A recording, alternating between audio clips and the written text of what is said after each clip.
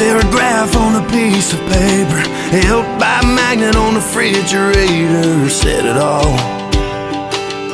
You can't change the mind of an 18-year-old. Cloud of dust coming from a Gran Torino, taking off. Population, one less restless soul, runaway to below.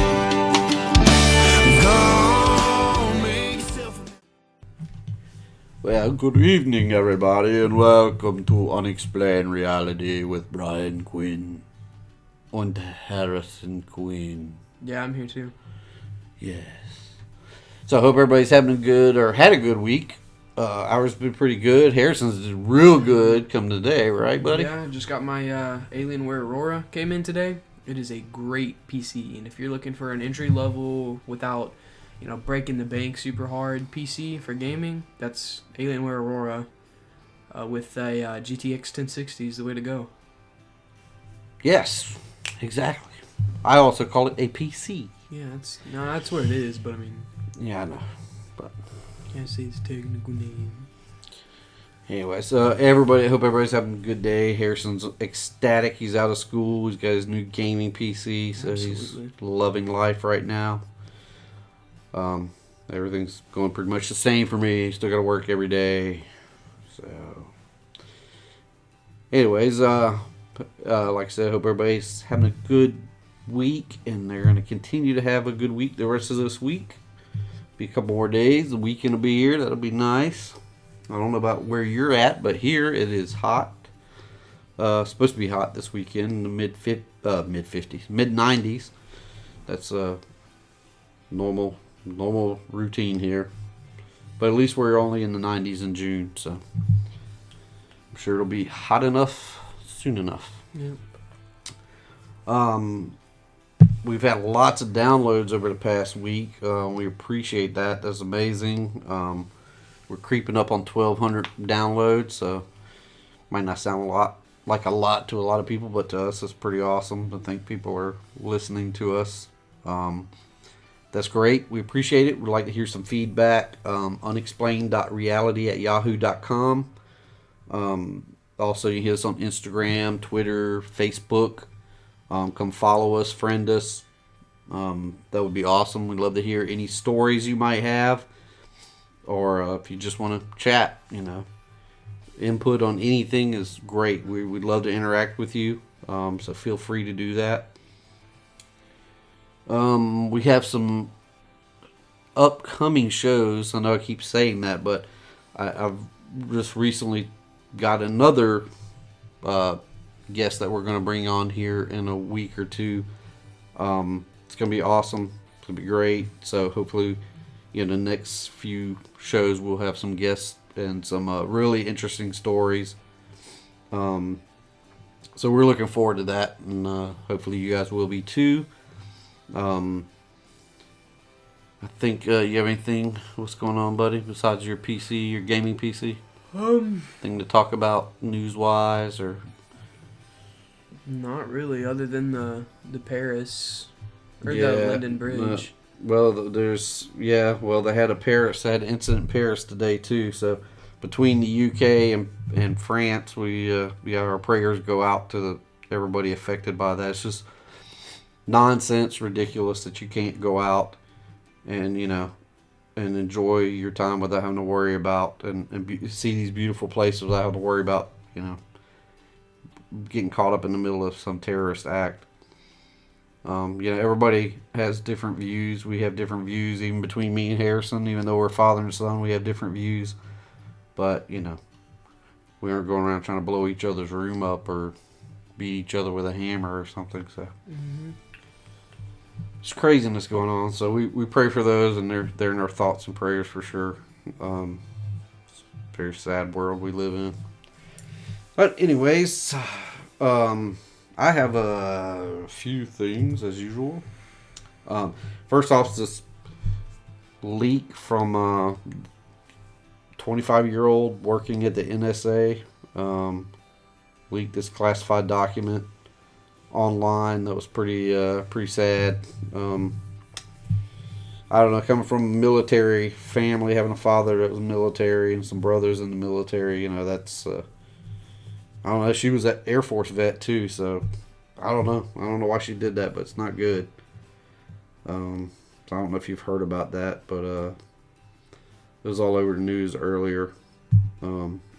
Also, I want to say, like, our thoughts and prayers with the people in Orlando too, because there was a mass shooting yesterday in Orlando at a manufacturing facility, and that's not good either. Crazy world. All right, the first thing I have here is I only have 2 articles. The first one's from Cryptozoology News, and it's about this Georgia Bigfoot footage that was taken in 2010 by a 9-year-old boy from Georgia. He had been reporting seeing a large and hairy creature with primate features roaming in the woods near his neighborhood. And so he set up this plan to film it, and he filmed it with a HD flip camera. I don't know. I mean, it's hard to tell. He's a ways away. He's like upstairs. It appears in the house, and I watched the video, and it kind of does look like, the creature comes down like this path, and it steps across the path and puts his arm up on like a tree, and it's bipedal, and it does look like it has a rather long arm, but I don't know. It's kind of hard to tell.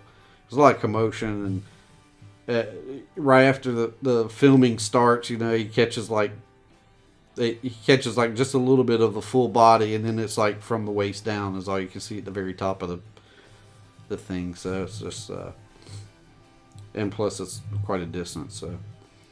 So basically he had been seeing this creature around his house, and he decided he was going to try to take a picture of it, and he got it with the HD flip camera, and it says actually it was from his kitchen window. The house is sitting up pretty high, so it must have been sitting on a hill or something, but it's from a up like a bird's eye view, kind of coming down to where this creature was at.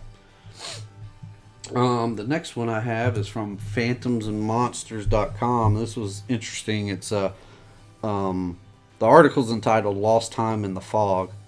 It's a guy named Chris from Delaware had an experience while he was driving his truck. He says, I was driving eastbound on Interstate 70 through Ohio, and there's an interchange on Interstate 77. It goes north and south, and I was going east toward that wide awake. I drive a brand new truck. I had plenty of sleep. Driving conditions were perfect. I could see stars in the sky and partial moon. It was very bright.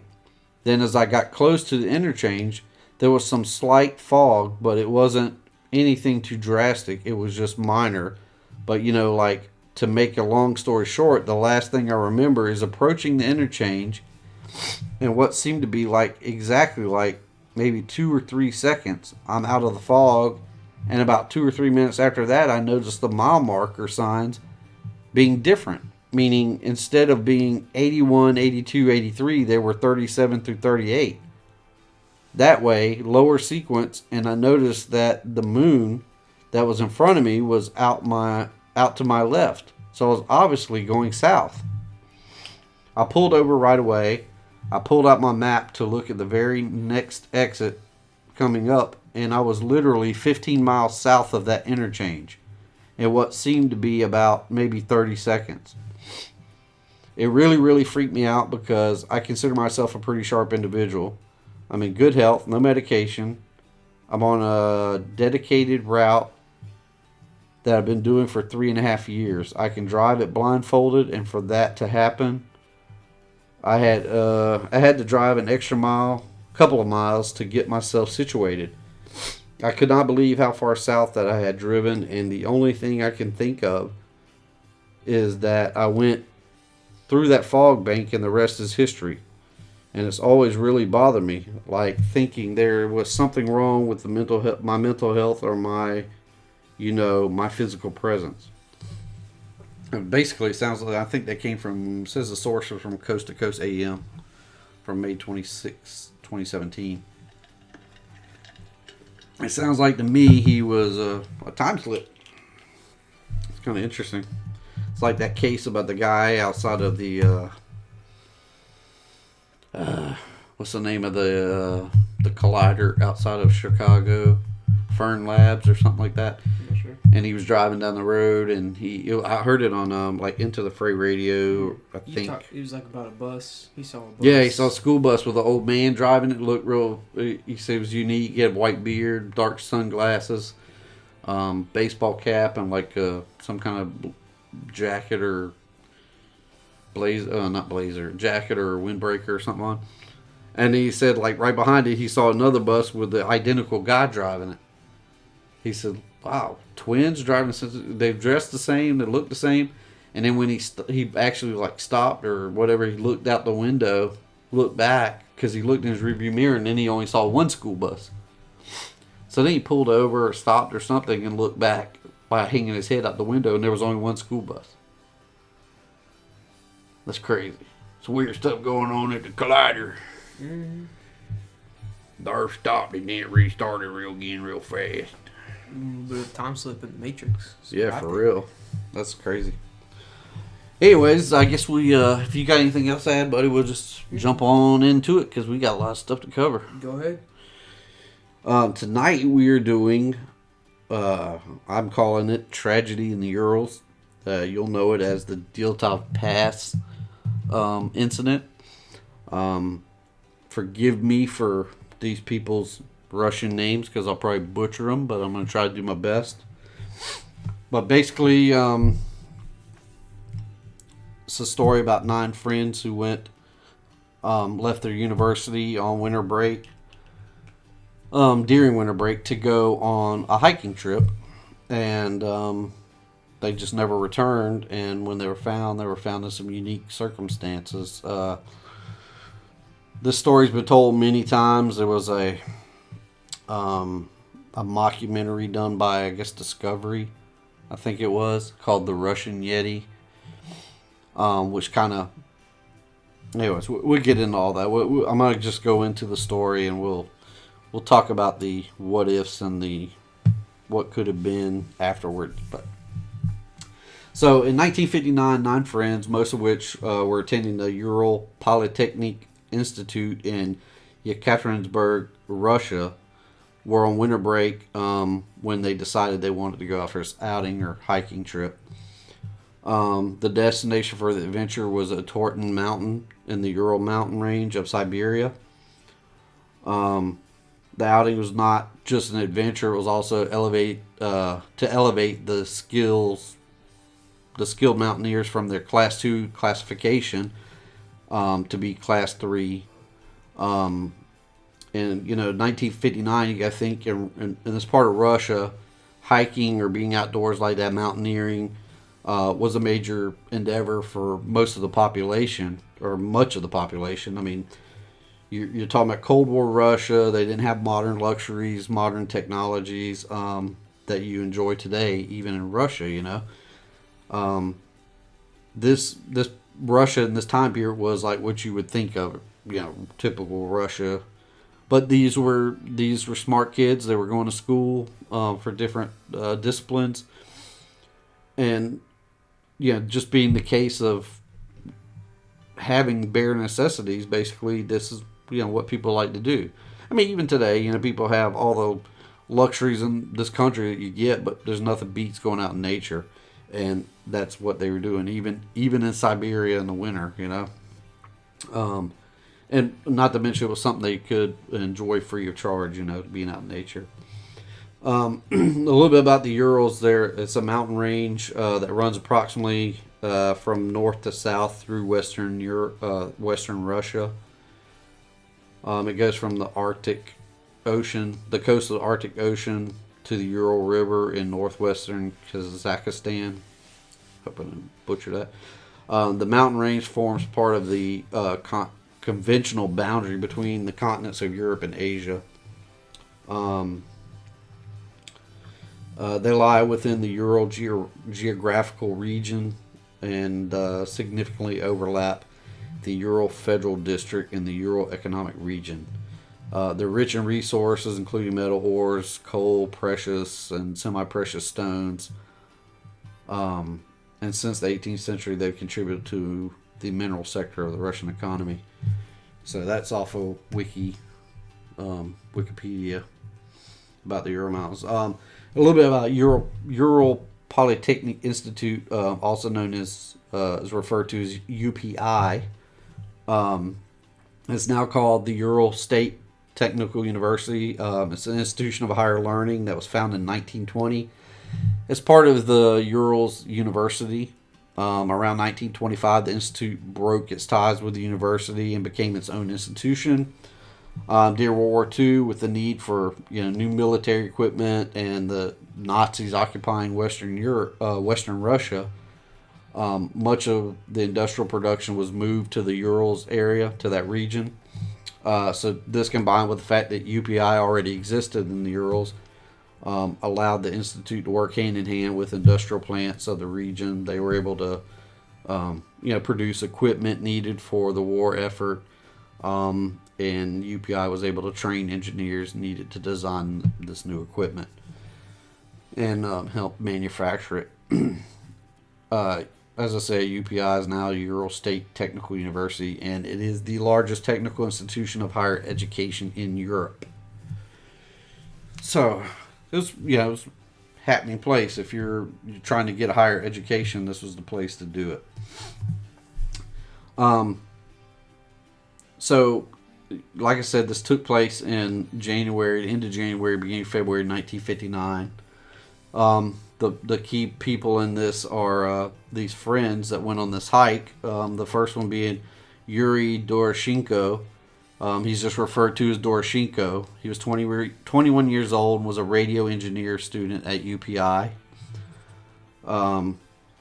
Lyudmila Dubinina, just referred to as Lyuda, was a 20-year-old student at the UPI construction school, and she had an emphasis on economics. She was the youngest of the Dyatlov group and one of the two women in the group. Igor Dyatlov, who the whole incident gets the name from, and the name of the pass currently, where the location where this happened, that pass is now called Dyatlov Pass. He was a 23-year-old engineering student at UPI. He was a radio enthusiast and a photographer. He was known to have designed and built a number of two-way radios for his personal use. Dyatlov was the most experienced hiker or mountaineer of the 9 friends and was therefore the leader of the group. He was well known within the UPI community for his radio, photography, and hiking experience. I believe most of these were members of the hiking group or club at UPI at that time. Alexander Kolvatov was a 24-year-old nuclear physicist student at UPI. Zeneda Kolmogorova, or she was just referred to as Zena, was a 22-year-old radio engineer student at UPI and the second female in the hiking group. Oops, sorry. Somebody wants to play Yahtzee.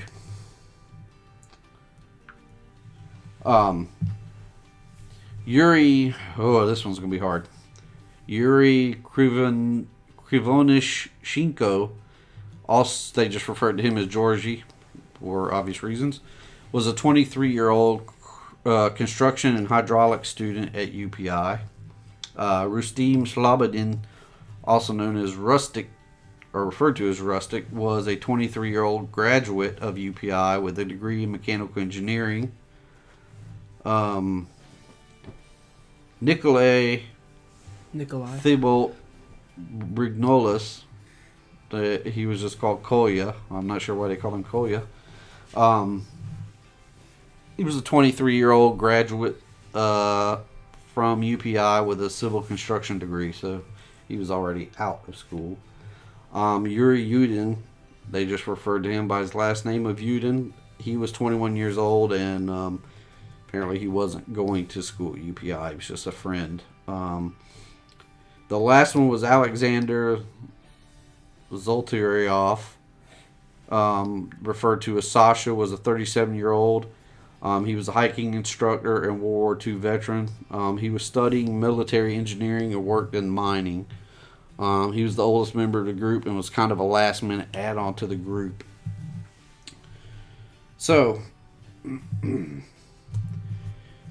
January 23rd, 1959, the 9 friends left UPI. And they depart Sverdlovsk around 9 p.m. on their way to Sarova, or Sarov via train.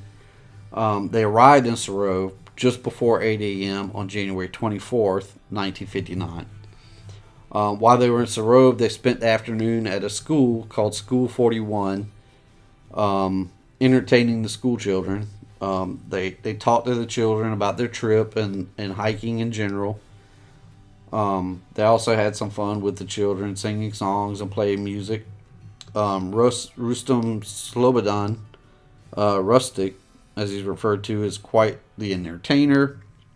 And Georgie, Yuri Krivanishchenko, is a mandolin player. So between these two and the remainder of the group being such good friends, they just had a good time, and with the kids and kept them entertained.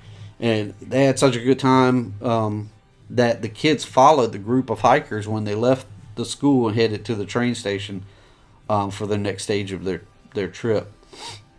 So from Sarov, they headed out towards Ivdel, where they arrived at about midnight that night. And then 6 a.m.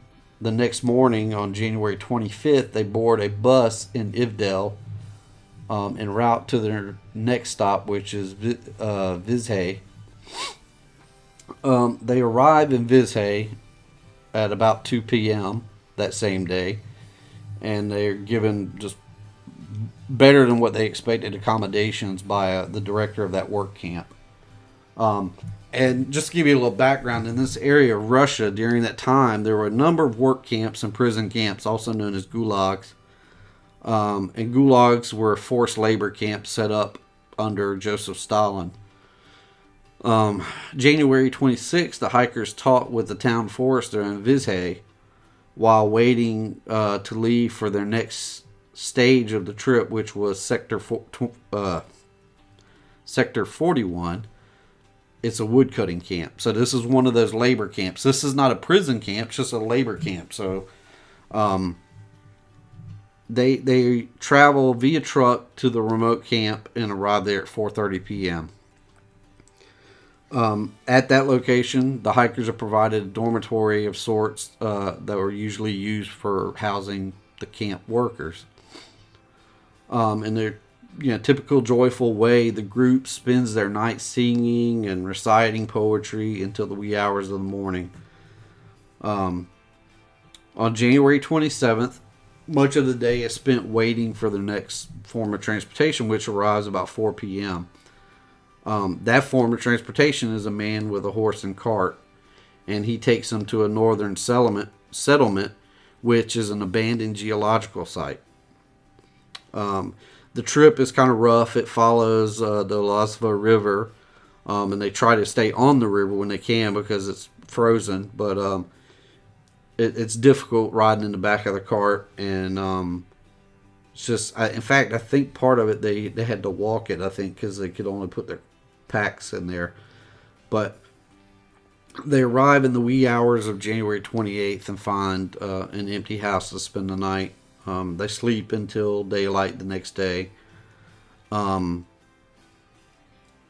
this time in their journey, Yuri Yudin's he's known to have chronic rheumatism, and it's really been bothering him on the trip. And as they progress further and further, it's in full gear, and it makes it real hard for him to continue. So he makes a difficult decision that he's going to turn back and not proceed with his friends to Otorten Mountain in the Urals. So Yuri, he bids farewell to his friends and returns to the woodcutting camp at Sector 41 with the man with the horse and cart. I want to say his name was like Slava or something like that. He was, I believe, Hungarian. I believe they said. So the rest of the Dyatlov group continues skiing north along the river towards their destination, which is Otorten Mountain. Eventually, that's their ultimate destination.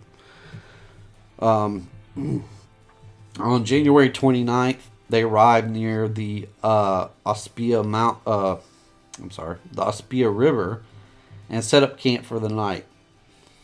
January 30th, the hikers follow the Ospia River through the deepening. The snow's just getting ridiculous, getting more and more deep, and they're having a hard time proceeding on skis. But they keep going, and on the 31st of January, it's pretty much the same as the day before. They're just trucking through this deep snow, trying to get to their location. They keep following Ospia until they find a good place to camp for the night. So on the morning of the 1st of February of 1959, the hikers they wake up from their camp and they keep proceeding, and they come close to Otorton Mountain. So they find a good place to build a temporary shelter, which is kind of a typical thing when you're doing this kind of trip. You take as much supplies as you can, and if you're going to climb a mountain, you don't take them up the mountain with you. You stash them, and you pick them back up on the way back down, so you don't have that extra weight on your pack. Because basically, you only want to take up the mountain whatever supplies you need for that time, And I've read books about Everest, and I think they do the same thing. They get to certain camps, and then they stash their food, and they have it spread out, so when they come back down off the mountain and start their descent, they can get what they need. So that's what they do here. They build a temporary shelter, storage shelter for the items that they don't require for the trip up the rest of the way to Otorton Mountain, because they're close enough where they can make it in the next day or so. The supplies that they store are what they will need for the return trip. So, following typical mountaineering protocol, they stash their return trip supplies, and it lightens everything up. And because they know they're going to get to Otorton Mountain the next day or two. After a temporary storage shelter is complete, the hikers ski the remainder of the afternoon until they arrive at what is now known as Dyatlov Pass. And as I said before, it's named after Igor Dyatlov because he was the leader of their group. Since the hikers arrived just shy of 2 hours or so before sunset, they worked to go ahead and just get their tent set up. They set up the tent on the eastern slope of I'm going to butcher this one, Holachal Mountain, at an altitude of about 1,079 meters, which is equivalent to 3,540 feet. What happens between the night of February 1st and February 2nd is where the mystery begins. The hikers settle in for the evening, and the next day they're going to push on to Otorton Mountain. However, their night gets disrupted. So we track it up a little bit. February 2nd, Yuri Yudin, who had the chronic rheumatism, he turned back, right? And he decides, since has time before his classes start back at UPI, since he's not going to fulfill this trip, he'll just head on home to his hometown. And I don't even know if I should try to... Emilia Shivka. So he doesn't even go back to UPI. Then fast forward to February 12th, the hikers are expected to return to Vizhay. However, since Yudin did not return to UPI, no one knows the group is going to be three days behind. Their schedule was 3 days behind getting to the mountain, or getting up into the Urals, where they were going to be ready, staged and set to go on to Otorton Mountain. So February 15th, relatives, they start worrying about the group, and they've missed their return date, which was planned to be February 13th. Igor's sister, Igor Dyatlov, his sister Rufina, is also a student at UPI, and she begins alerting the school leadership about the hikers being missing. And the group is being led by her brother. After pressure from friends and family, the university inquires with Vizhay to see if there's any news of... Vizhay is the last big town that they went to before they really trekked out into the remoteness. And they contact officials there and ask if there's any news of the Dyatlov group. And they receive a response back from the group that the group has not arrived. So a search party is eventually assembled, including military and fellow UPI students and staff. On February 26th, the group's tent is discovered on the slope of Ural Mountain. The tent is found to have some tears. It will be later be discovered after analysis that the tears were from, it appears, from the inside, the rips. And it looks like it was done with a sharp object like a knife or razor or something like that. It's partially collapsed from the snow. Inside the tent, things look pretty undisturbed. However, there are some disturbing factors that were found, like all the boots, the hikers' boots were found neatly arranged, just like they would have done when they were settling in for the night. There's like a plate found with some slices of ham on it. It looks like somebody was ready to eat. However, there's no sign of any of the hikers.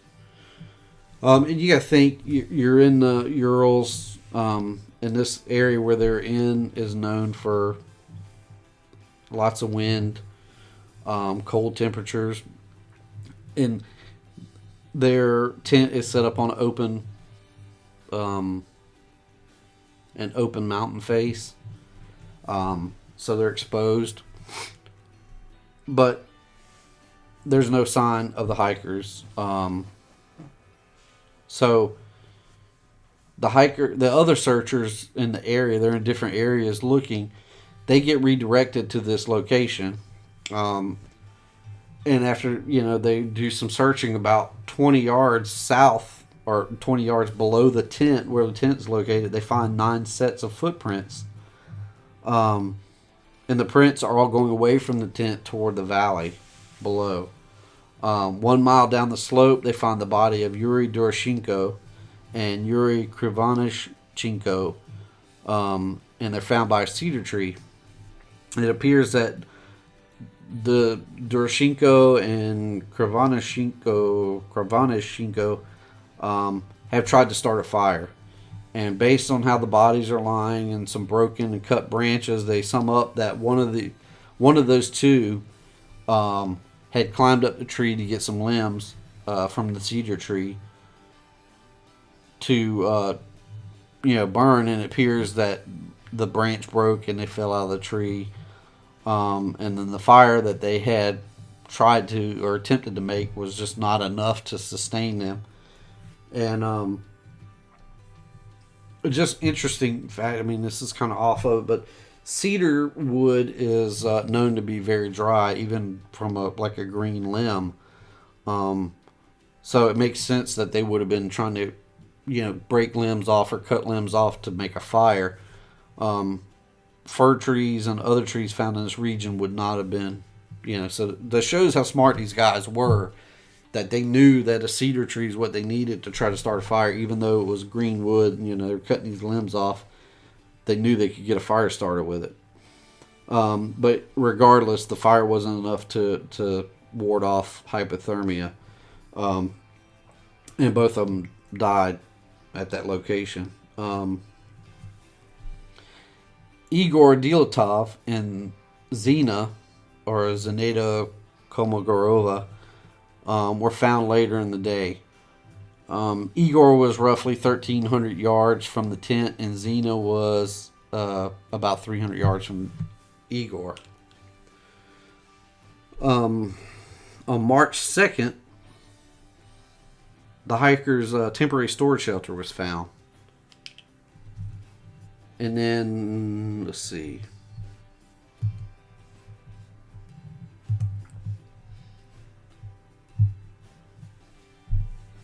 On March 5th,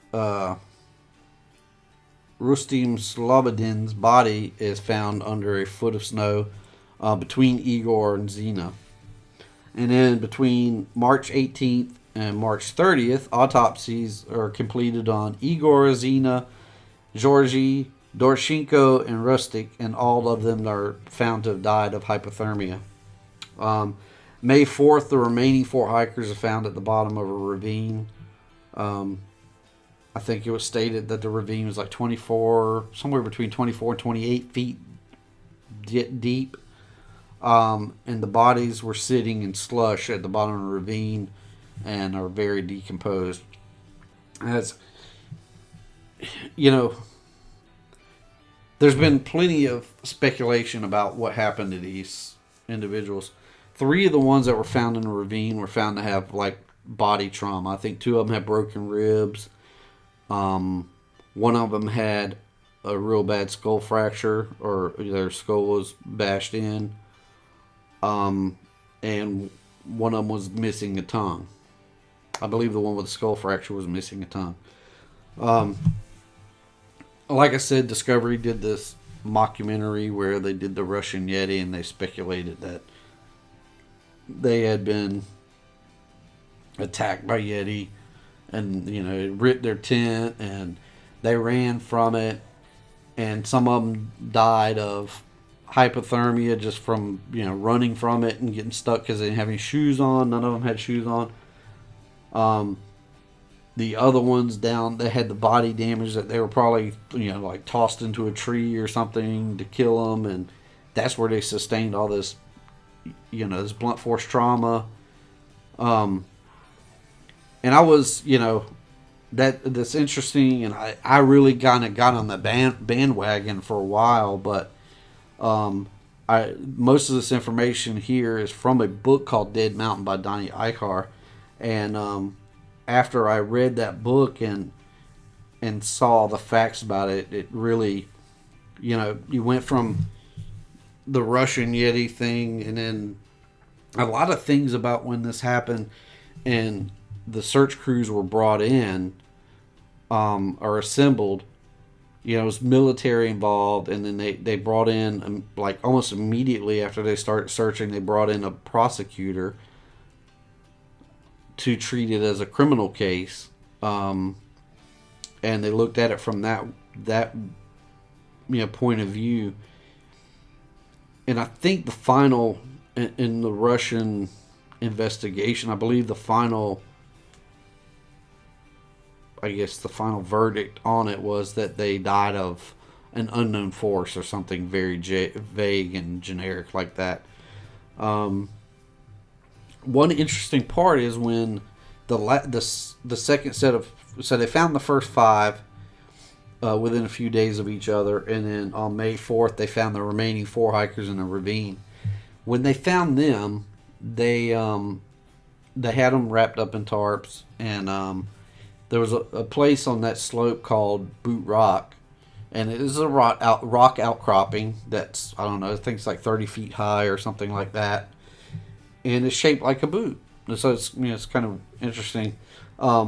But that's where they staged the bodies after they found them, waiting to transport them out of the mountains.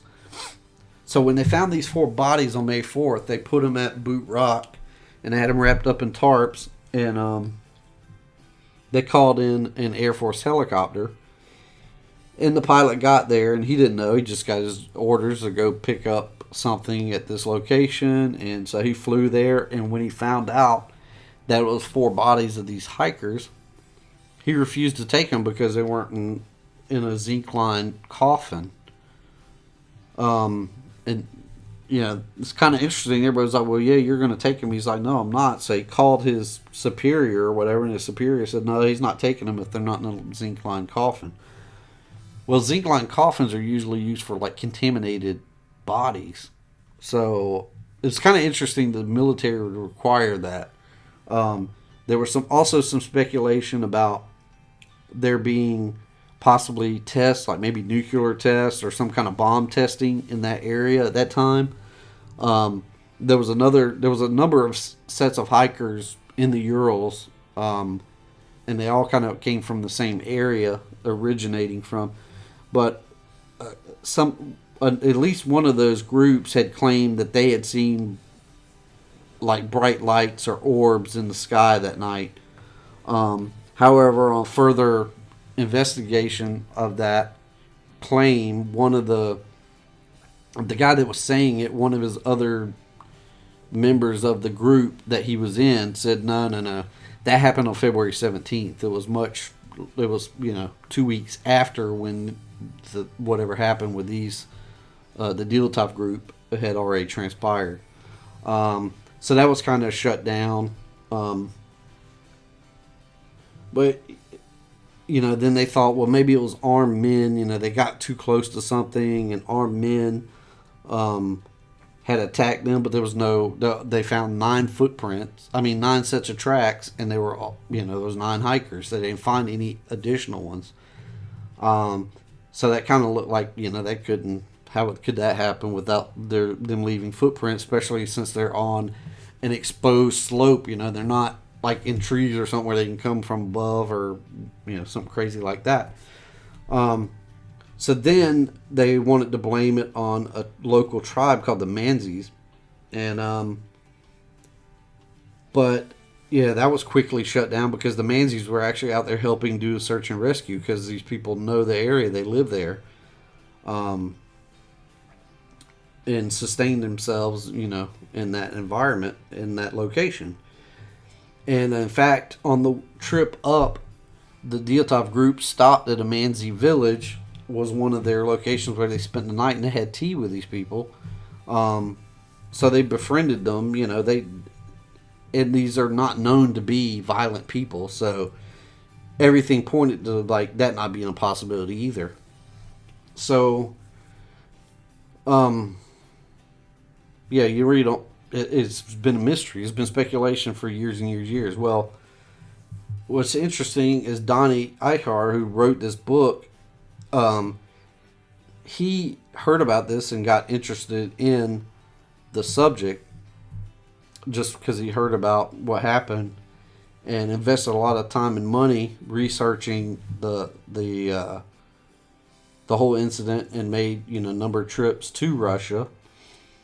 And I believe he has a surfing background, so he has from being a surfer, he stated that he had to know about tides and know about weather conditions and stuff, so he had a little bit of an interest in meteorology, and from that aspect, well, when he got it researching this, he went to Russia a number of times. He actually went to the location where they were found.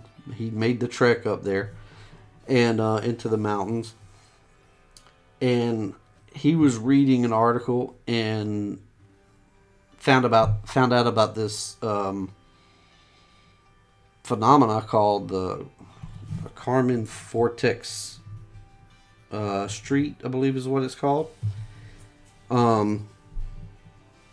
And basically what it is like if you have a symmetrical object, a smooth symmetrical object, and you have a lot of wind coming across it, it'll create like a turbulence, like a spherical spinning motion of the wind that will come over the object and will basically on the other end will almost turn into like a tornado.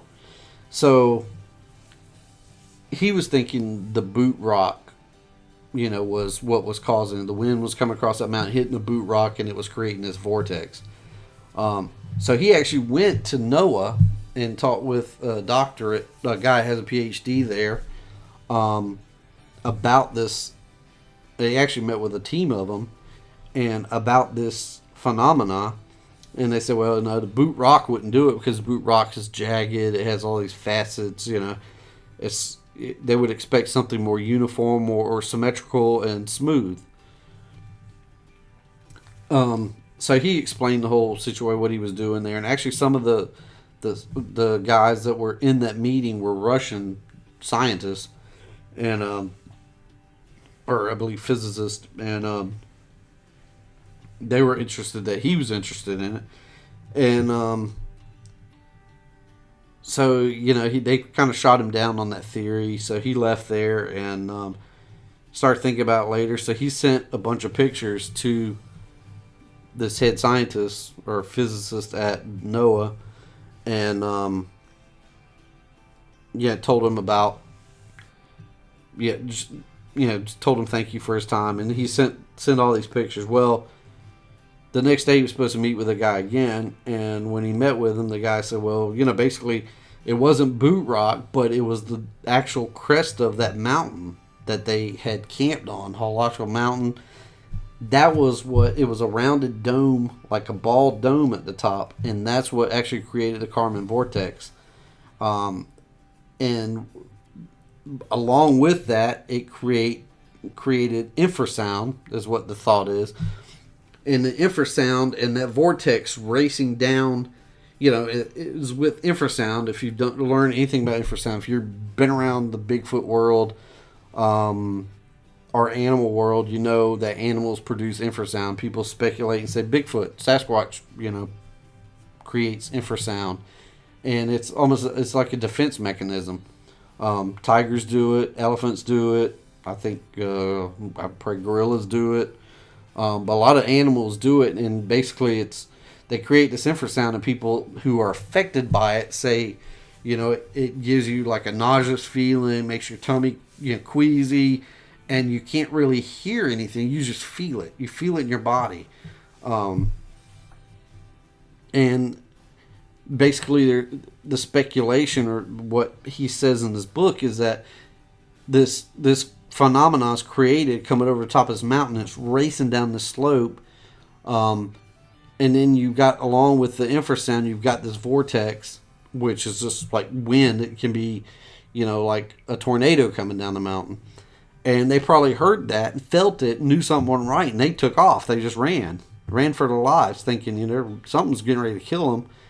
And that's, they just ran out. They had no shoes. They're in minus 25 degrees weather.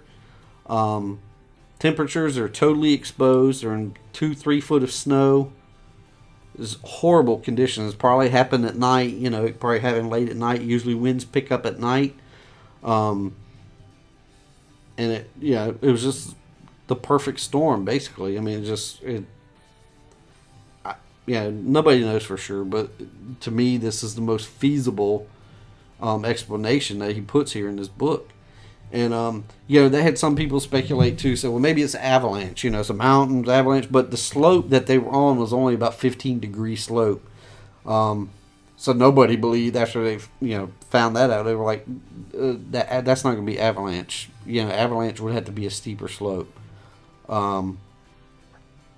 So, I mean, it's a crazy, crazy story. I highly recommend read that book if you haven't, if you want to know more information about it. It's called Dead Mountain by Donnie Eichar.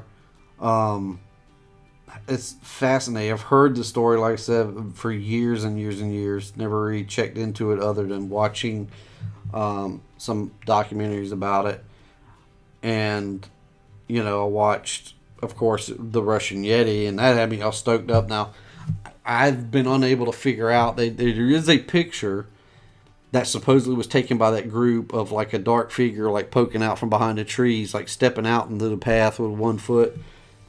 It's I don't know, it doesn't look like a Yeti or what I would think a Yeti or Bigfoot would look like to me. It looks more like maybe just somebody bundled up in clothing playing it, goofing off or something, but I don't know. That was the whole basis around the Russian Yeti. That was like one of the last photos taken right before they got attacked and, thrown up against trees and stuff. And it really looks like that probably would not have happened. It's funny, though, because at one point, the group, as they're, at one point they're sitting there at night and they decide they're going to make up like a mock newspaper, and there is some reference to the wild man or the Yeti of the Urals, but yeah, I don't know. I mean, that's been speculation, just as Bigfoot's been speculated around here for hundreds of years by tribal and indigenous people.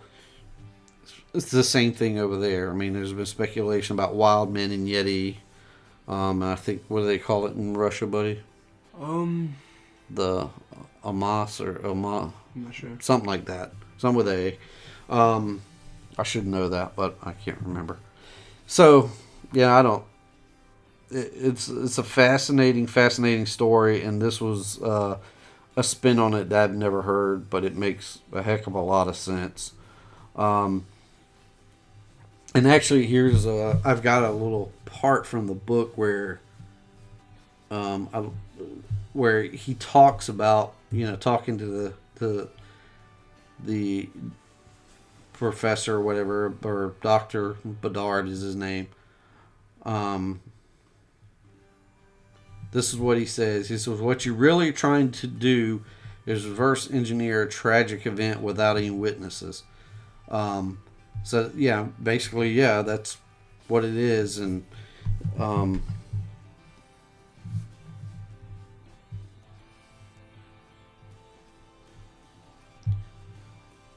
trying to get to the quote he has.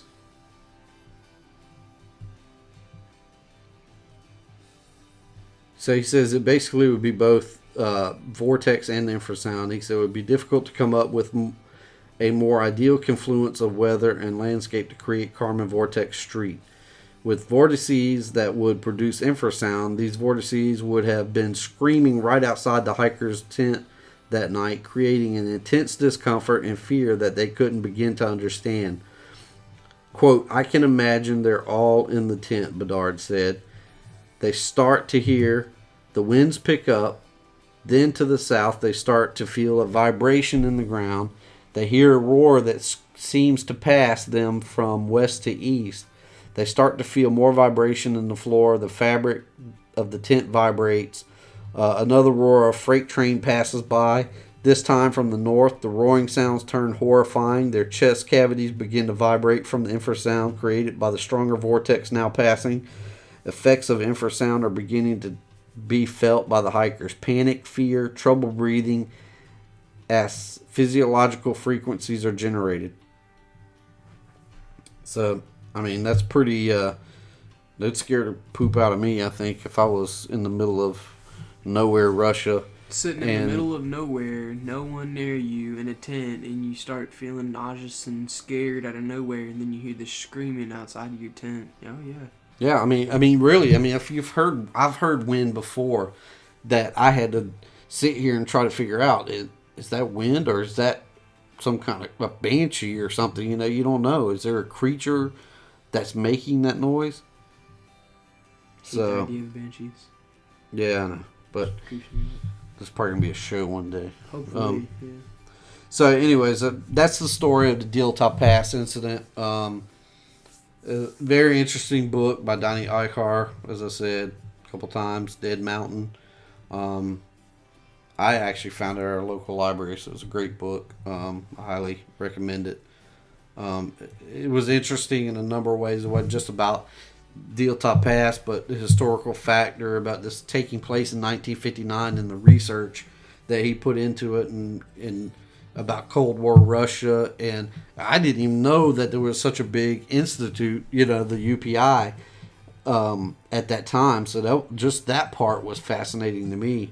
And what disciplines these hikers were studying. They were very smart people. So it's very sad to have such a tragic loss of 9 lives at one shot, and it to be probably just a natural phenomena that happened that they were unaware of, and most people weren't. I wasn't aware of Kármán vortex either until I read this book. So it's fascinating stuff, and I think that wraps it up for this episode as far as the story goes. You got anything to add, buddy? Hopefully you guys like this. We'd love to hear, as we stated before, feedback. It's always welcomed. Even if you don't want to, you don't really have a story or anything to tell, you just want to talk or anything. We're here. We're here to listen. We're here to talk. We can set up and do a show on Skype, or if you just want to talk off the air and about anything, shoot us an email. If you need to talk to us on the phone, you shoot us an email. We'll hook you up with that. We can get on the phone with you, or Skype. Our email is unexplained.reality@yahoo.com. You can look us up on Instagram, on Twitter, and on Facebook. Come like our stuff, friend us, whatever. We have future guests lined up that we're going to be interviewing. Hopefully, our next show might be some of those interviews. But we have another number of different ones lined up, so we're looking forward to that. We're just trying to coordinate some schedules. We still are planning on getting a website up and running. Just not enough time. So hopefully with the summer, maybe we can get some time to do that. As usual, we'd like to thank Ricky Young Music. You can find him at rickyyoung.com. He's also on Amazon and iTunes and Google Music, I'm sure. Ricky Young is a great artist, musician, singer that we're fortunate enough to know, and for him to allow us to use his music for our show. We also want to thank our favorite podcasts, Sasquatch Chronicles, Into the Fray Radio, OK Talk, Saswhat, Mysterious Universe, Confessionals, The Confessionals, Monsters Among Us, The Grayland Report, Somewhere in the Skies, and I think that's it. That's all I have. Do you have anything to add, buddy? Mm-mm. And as usual, that'll be the show for us tonight, and we look forward to having you guys here next week. Not sure what we're doing yet. Do you know what we're doing yet, buddy? Mm-mm. We might have our guests. If we can get it lined up, we'll have our guests on, and we'll be talking about some spooky stuff. Spooky stuff. So that'll be a wrap for tonight. So we'll let Mr. Ricky Young take us away with his glorious tunes. See you next week.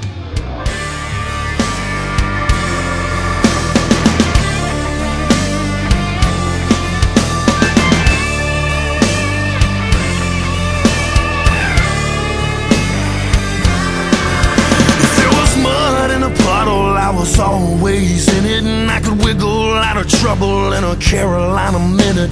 Us boys were never afraid to bring it on. And Daddy raised me on a Bible and a hammer and a gun, and I got my first buck when I was 10 years young. At 13, my whole life was changed by guitar and a song, and I knew someday I would be gone. And I carry it with me, it's part of my history. Where I'm coming from's in my blood, in my bones. Every shovel of dirt was a small stepping stone. My roots will never let me get too far from home, 'cause I carry it with me.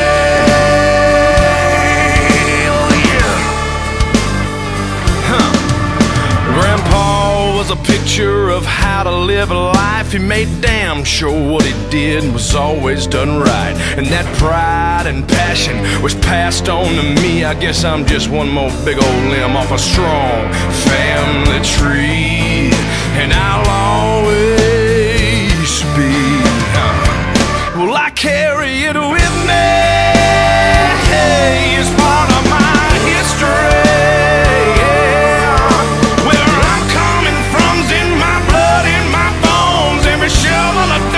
Was a small stepping stone. My roots will never let me get too far from home, 'cause I carry it with me. Yeah, no.